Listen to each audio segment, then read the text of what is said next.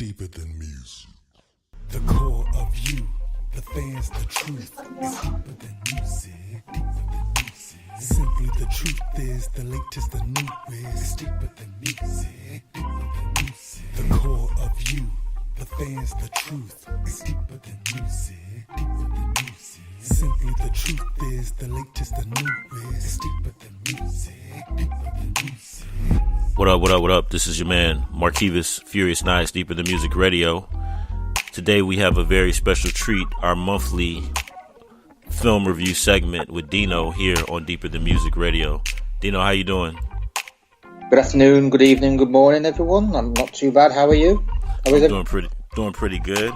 Good. So today we talk movies with film reviews. And so what do we have on the agenda today? Well, shall we get the biggest one out of the way first? Yeah. Captain Marvel. Because that is the one everybody really wants to watch. Yeah, and I actually saw it. And what were your thoughts on the movie? I thought it was very good. It's if you're a big fan of like 90s movies, which I am, and I'm assuming you are as well, then you'll absolutely love it. That's the short version. The more detail, well, there's just a lot. I will say I'm not the biggest fan of Ben Mendelsohn, who I can't really say too much because it's not one of those movies where I can just say this is going to happen and that's going to happen, because I can't. But I will say Ben Mendelsohn, who plays Talos in it, usually I hate him with passion because I just think he's one-dimensional. And he basically looks like a bit of mud that you can play. His face looks like a pile of mud you can play with and draw out an emotion on it. Okay. But he was very good. Brie Larson, what can I say about her? I don't think there's enough compliments in the English dictionary that could say how well she did that. Yeah, she did play the role. She played the role very well. What did you think about the storyline? I must admit, I actually thought it was quite different to what I thought it was going to be. I actually thought she would be like on Earth to begin with, not actually start off on the Kree homeworld. But yeah, it actually seemed all right. Obviously, everyone at Marvel, or everyone who's been working on it, has obviously done the homework. I mean, there was even a case of when they cast Larson in it, she was 26, and Marvel went to the United States Air Force and say, right, she's 26 years old. Can you actually be like at that age? And they said, they said, yeah, near enough. I think there's some that do well up until about 28. And then they hit the prime, so everyone is like, well, she's 26, 28, so yeah, that works into it. Yeah. But yeah, I can't really say too much because, as you know, and as I know, there's too many spoilers in it. Oh yeah, it's too many spoilers. Yeah. I thought it was a good movie, and I was very. It had a lot of moving parts, and I thought it was put well together. Yeah, if anybody hasn't watched it, there's two spoilers. There's a mid-credits one, which kind of is in Endgame, and the end one doesn't really affect Endgame as such, but it's still quite funny. Yeah. Excuse me. And then I like how they put Mr. Jackson into the flow too. I thought that was pretty good. It explained a lot about him. I like that too. I wasn't expecting that at all. It's also quite interesting because that's the longest that they've actually de-aged someone in a Marvel movie. I mean, they even de-aged Clark Gregg for Agent Coulson. And I must admit, after not really seeing him in Avengers and sort of not watching Agents of S.H.I.E.L.D. after about season 3 or 4, I have missed him. Yeah. So overall, good movie. Definitely a movie you would recommend the listeners to see. I would say, at this moment in time, and bearing in mind it's only, March? Yeah. Middle of March. It's a movie of the year contender. That's my saying. Oh wow. Okay. So we'll definitely look out. I'm gonna write that down to see by the end of the year. Yeah. See if that holds true. I tell you what, I did get to watch the time since we last had a chat. I went to see The Favourites. And is that movie pretty good? Like, what was your thoughts on The Favorite? It's because what I should point out about that it won a lot of Oscars, and usually a movie that wins a lot of Oscars, in my view, and probably the general public's view, isn't really that good, as I think we've already discussed this. But I was actually genuinely surprised by how good it was. Really good. I know. I'm actually quite shocked. I came out of it thinking, "Wow, that is not what I thought it was going to be at all." It's quite funny. Olivia Colman did deserve that Oscar for Best Actress she got. I thought, because I went into it, I thought, nah, she's not done enough. She's not even worthy enough to have won that Oscar. But my gosh, she did. She was funny, really funny. So the movie was that good that The movie was good. Yep. The movie was that good that even the guy who really dislikes the Oscars, a panel, because usually they mess everything up, even me can appreciate that how much of a good movie it is, and B, it deserved all the Oscars it won. So I'm definitely gonna have to check that out as well. Yeah, I would. Right, my fiance probably won't like me for what I'm going to say about this next one because she likes it, but I don't. It's Instant Family. It's Mark Wahlberg's latest movie. Oh yeah, okay, yeah. It was that, and based on what you're saying, you're not really a fan of it. Yeah, I didn't really like it. I mean, some of the dialogue in it was a bit. Why would you put that in the movie? Why would you make your lead actor say that? Oh wow, that bad, huh? Yeah. The majority of it, well, I won't say it's a bad movie, but it's just a case of maybe whoever wrote it could have done a better job with the dialogue, and some of the bits in it are a bit relates so much to parents. I'm not going to say one bit in particular, but let's just say it was a case of I probably would have done what they did. So was it about a blended family? I mean, I know a little bit about it. Yeah, basically what it is, it's about a husband and wife who've basically been teased that they'll never have kids, and it's a classic. Oh yeah, when are you going to have kids? Well, we'll have them someday. That means they won't. So they go out and adopt 3 kids. One, I think she's about 16, and the other one is they're about 5 and 4, I think, something like that. But they're quite young, and obviously being like first time adopted parents, they have literally no idea how knee deep in the poo they are. Literally. And with a setup like that, you would think a setup like that would make for, and it was set up to be a comedy, correct? Because it sounds like, and it just didn't connect.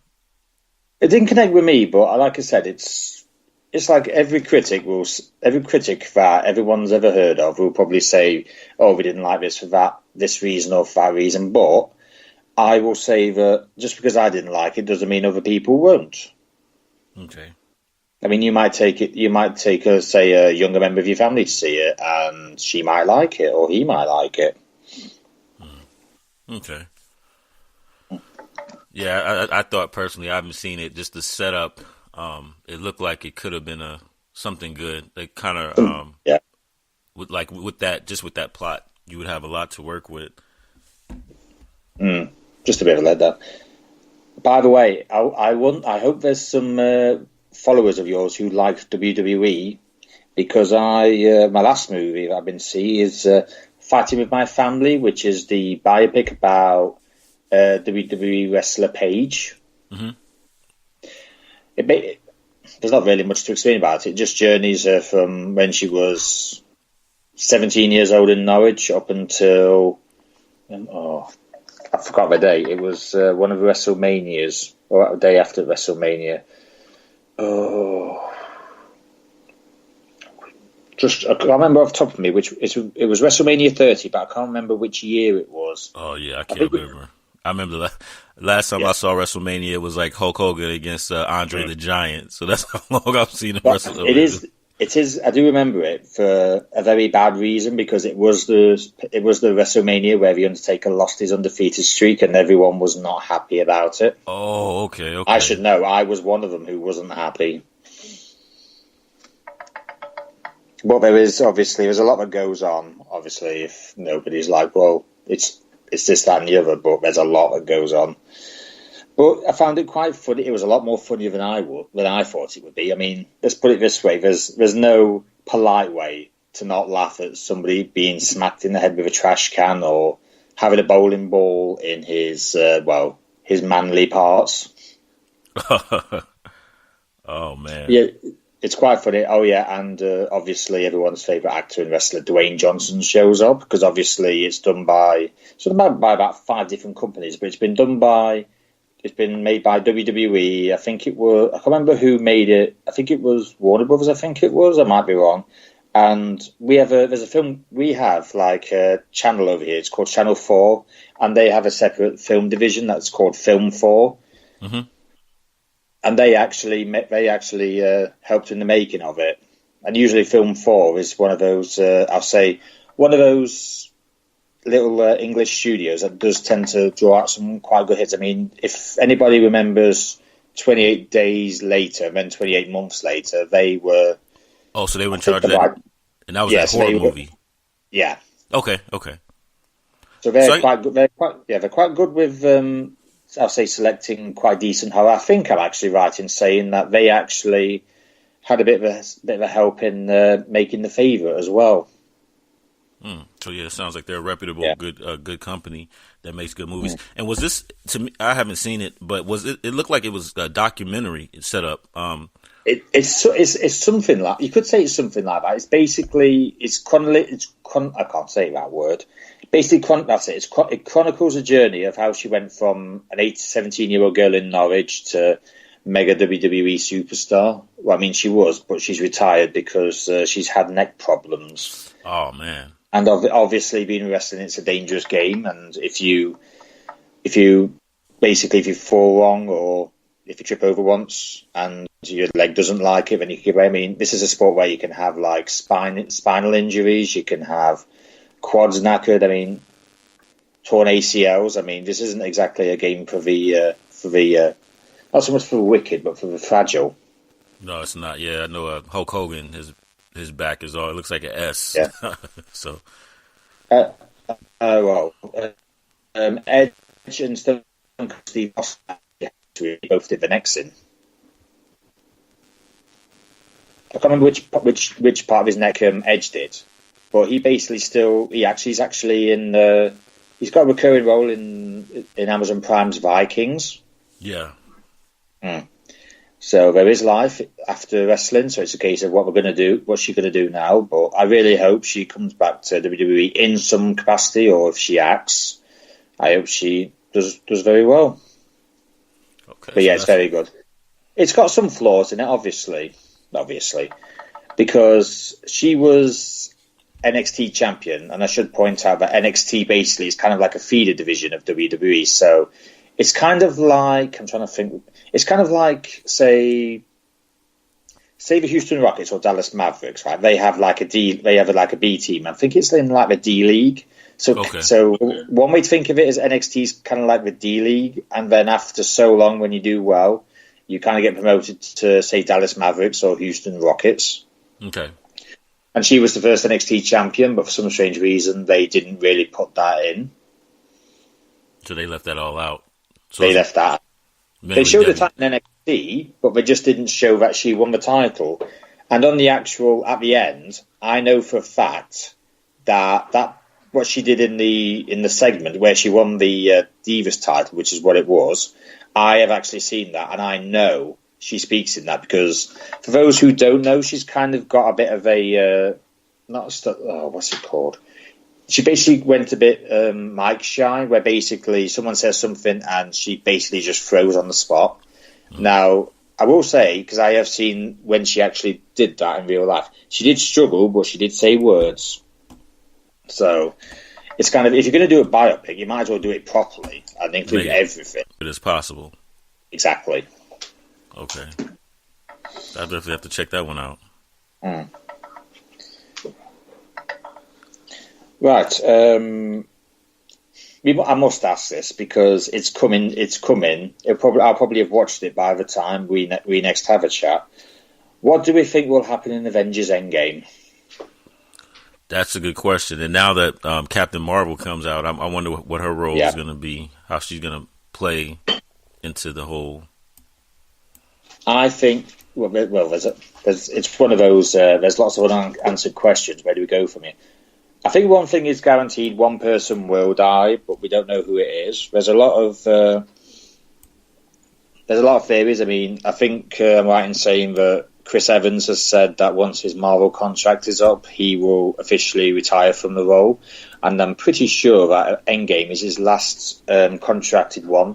But then again, there's doubt that Chris Hemsworth might come back, and Robert Downey Jr. is mid-50s, and he can't do Iron Man forever. That's true. That's very true. So those are three. Those are three people you think that may not make it. Yeah, I mean the list has been going up for months ever since Infinity War. I think the question should be, how exactly is everyone going to come back? I mean, I've been talking to somebody I know who basically knows comics more than literally everyone in England, and even he's not sure. Yeah, the way they set it up, I mean, you're right, because it's like, how does that get fixed? That's the big question, right? Yeah, but Anthony and Joe Russo have not done a great job with all the movies they've done and not have an idea about how all this will end. But I think the other thing is, I think everyone's going to expect after the doom and gloom of Infinity War, they'll probably think that Endgame will be all sunshine and flowers, but it's not going to be. I think you and I can probably guarantee that. Yeah, it's going to be as grim, because I will say this is, so you're from do you remember Transformers, the cartoon, the movie? I have all 4 seasons on DVD. Do you remember the movie though, with when Hot Rod became, and you remember how bad that was? Yeah, Rodimus Prime, and obviously we had Unicron. Yeah, I remember that.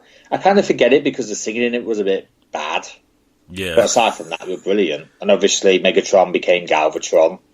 Yeah, but do you think it's going to be like that? Because a lot of characters got killed in that. I mean, it was a grim cartoon if you think about it.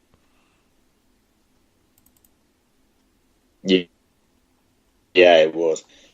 To be fair, there's even doubts on whether Mark Ruffalo's coming back. Oh yeah, I tell you what, everyone should look up. Mark Ruffalo is not the easiest guy to keep secrets. So he went on, I think it was Jimmy Fallon, or was it Jimmy Kimmel? It was one or the other. And they put a lie detector kit on him. Oh, wow. And suffice to say, I'm not quite sure if it worked out or not. But he actually was asked, do Banner and Black Widow get it on? And I can't remember what he said, but basically the lie detector kit made out he was lying. So there might even be some romance on the cards. Uh-oh. That'll make a little bit more interesting. Cupid's love arrow is going to find his way into that movie. So, shouldn't be too long. I mean, I don't know exactly when it comes out, but I do know it's out in April. So hopefully by the time my next one comes along, I'll have watched it, and I can probably give you a spoiler-free possible movie as I can. Oh, that would be great. Yeah. But I'll tell you what will be coming out before then. DC's latest offering, Shazam. What do you think about that based on the preview? I am quite excited, especially after the success of Aquaman. Early reviews have actually come in for that, and they're basically saying it's quite positive. Very positive. In fact, this is probably what's going to make you happy. One viewer actually basically said it would, in a nutshell, it would fit in with like all the 80s movies like Goonies. Oh, okay. So it's going to be it's going to kind of have a flashback. Okay. Yeah.